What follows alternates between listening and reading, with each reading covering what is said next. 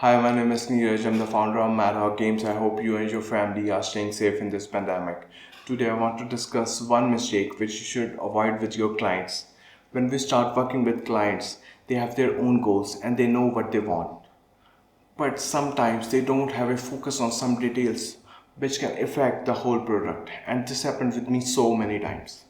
We should know what client want and how we want that product to present to the client, and we need to keep in mind where the client will show it. So I think we should not give them less quality even when they have not asked about the essential things you should need in the project, but you know that it will affect their project. For example, sometimes they don't ask to provide an icon for the game. We should create at least some basic icons so they can distinguish their game even when they are planning to use it privately, and when they present games to other people they will also get a good feel in the first impression.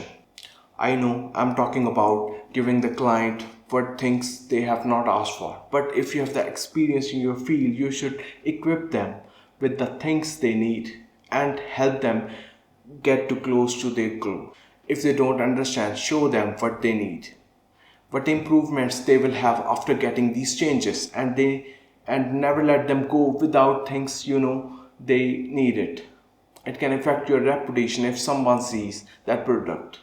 Thanks for watching the first Madhawk vlog. Please let me know what you think about this vlog, and if you also believe in this way you can improve your relationship with a client.